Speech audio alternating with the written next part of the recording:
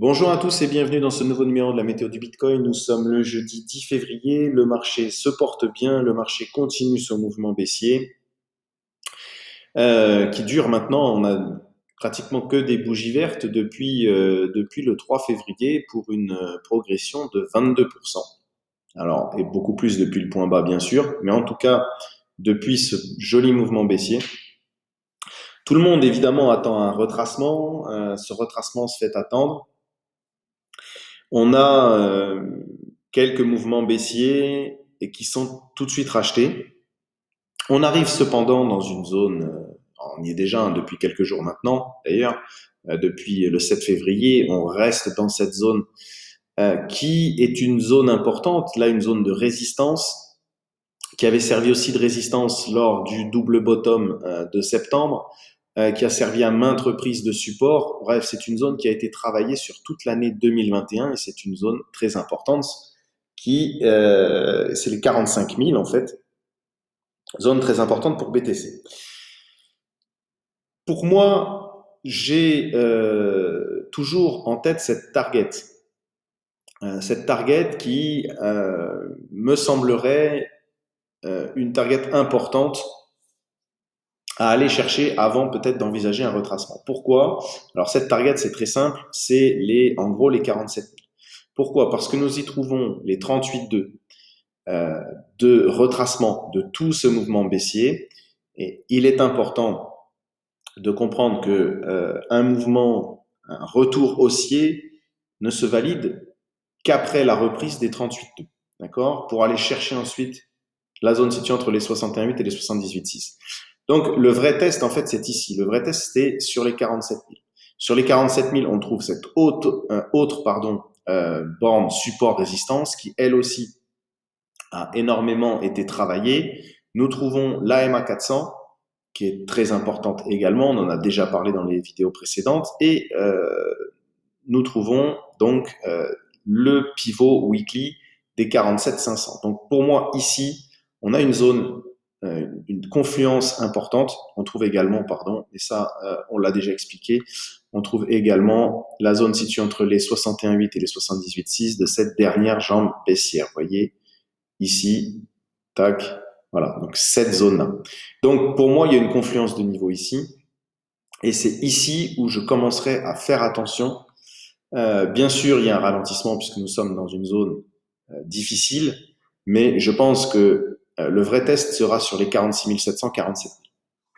Où là, en effet, les vendeurs attendent pour pouvoir se manifester et tenter de renverser le cours à la baisse. En attendant, ça monte doucement. Chaque dip, chaque mouvement de retracement est racheté. Euh, voilà, nous qui tradons tous les jours, on sent euh, dans le day trading, on sent que c'est un marché haussier. On sent que c'est un marché qui est contrôlé par les acheteurs, parce qu'à chaque fois qu'on a un petit mouvement baissier, eh bien c'est directement racheté. Donc c'est complètement différent de toute cette phase ici. Et ça, on le ressent clairement quand on trade tous les jours. Bon, aussi, je voulais regarder ETH rapidement. Tac, ETH, lui, et ça, c'est plutôt la bonne nouvelle, c'est que il a déjà fait le test de ces 38,2, donc le mouvement baissier, hop, le point bas. Et ici, nous avions également une forte confluence, donc les 38,2, donc le premier vrai test de retracement, pour savoir si nous sommes dans un mouvement haussier. La MA50 daily qui était confondu. Et voilà, on est en train de passer. En tout cas, en daily, on a clôturé au-dessus des 38,2. Pour moi, c'est assez bullish. Alors, évidemment, il nous reste le Kumo à franchir. Et c'est quand même assez bullish pour aller rejoindre la zone située entre les 3800 et les 4300. Voilà. Donc, si ETH le fait, normalement, BTC va le faire également. Donc, c'est plutôt positif, sachant que ETH est plus fort que BTC en ce moment. Donc, pourquoi pas, est-ce les signes avant-coureurs d'un BTC qui, lui, également pourrait franchir c'est 38,2 et donc espérer rejoindre la borne, la zone pardon, des 61,8, 118,6. Voilà. C'est pour ça que pour moi, la target à surveiller à court terme, c'est celle-ci. Je voulais vous montrer aussi, par contre, au niveau d'Ishimoku, donc le cours de BTC rentre dans le nuage. Il hésitait ces derniers jours, mais là, petit à petit, il rentre dans le Kumo. Un franchissement des 38,2 permettrait peut-être de passer de l'autre côté du nuage. Ce serait effectivement assez bullish pour une continuation. Alors, le retracement, bien sûr, il va y en avoir. Ça peut pas monter tout droit. On dit ça tous les jours, mais malgré tout, ça monte relativement tout droit. Mais voilà, vous voyez, par exemple, ici, au mois de juillet, tac, on a eu un beau mouvement, plusieurs bougies haussières, et puis ensuite, on a eu ce mouvement de retracement. C'est bien logique, et il en faudra pour pouvoir se repositionner correctement. Voilà, donc en gros, alors ensuite, je voulais vous montrer la charte des CME. Donc le CME, il y a deux gaps sur cette charte. Un gap baissier ici et un gap haussier sur quasiment les mêmes niveaux. Donc ici, il y a de l'intérêt malgré tout, puisque lors de ce mouvement, on n'a pas fermé ce gap et on en a laissé un nouveau. Donc, pourquoi pas revenir dans cette zone? On l'a matérialisé sur la charte en H1 et on va voir tout ça juste après. Mais voilà, on a, et c'est assez étrange d'ailleurs, on a deux gaps quasiment presque au même niveau. Donc une forte zone quand même, une forte zone d'intérêt, en tout cas sur les CME, qui pourrait conduire à revenir visiter ce niveau. Notez aussi que au niveau du CME, on est et bien sûr la même borne qui avait elle aussi servi de résistance sur ce double bottom, donc une zone importante, et on est aussi sur notre MA 50. Voilà, le Kumo est loin, il y a de la place pour pousser, mais voilà, on a notre MA 50 qui, elle, ralentit le prix. Bien sûr, la reprendre serait extrêmement positif sur le contrat des CME. Ensuite, donc, sur le H1, donc là, on se rend compte un peu plus des choses.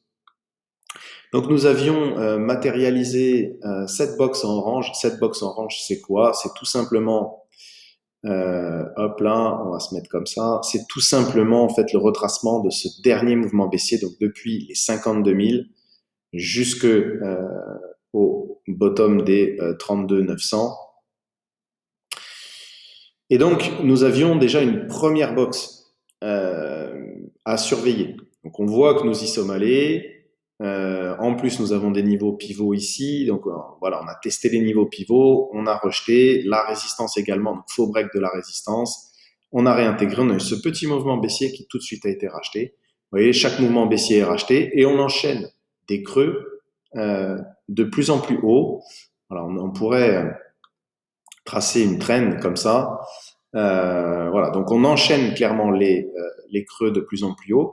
Par contre, les sommets, pour l'instant, c'est très léger, mais on n'arrive pas à faire de nouveaux sommets. Ok? Donc l'objectif, c'est clairement de faire un nouveau sommet. Donc déjà un nouveau sommet au-delà des 44 800 ici. Donc ça c'est l'objectif du jour. Nouveau sommet au-delà des 44 800. Sinon, si on rejette ici, eh bien on rentre dans une espèce de compression. En fait, on aura une espèce de compression comme celle-ci. Voilà. Et donc, on serait dans un triangle de compression. Après, il peut y avoir une sortie haussière ou une sortie baissière. Ce sera à surveiller. Donc, l'important, c'est évidemment de tenir le dernier creux, donc ce creux des 43 573, et de faire un nouveau sommet. Ça, c'est les objectifs en H1 aujourd'hui. Donc, le cap CME, il est ici. Il est matérialisé ici. Pour l'instant, nous avons un fil de retracement avec ce niveau, ce point haut, ce point bas et ce point haut. Et effectivement, si nous n'arrivons pas à faire de nouveaux sommets, il est possible que nous ayons un retracement. Ce retracement pourrait nous conduire sur les 42 000 et éventuellement venir visiter la zone située entre les 41 400 et les 40 800 pour combler le gap CME, ce qui permettrait également de chasser quelques liquidités qui se sont accumulées sous cette zone, donc des des stops de longue et des liquidations qui attendent un tout petit peu plus bas que cette zone. Voilà. Pour moi, c'est terminé. On est dans une zone, de toute façon, une zone importante. Je garde en tête les 46 700. Donc les 46 700, les 38,2, hein, ça nous mène par ici. On est tout à fait capable d'aller les chercher avant d'avoir un véritable retracement. Voilà, donc je vous souhaite une bonne journée. Je vous dis à demain.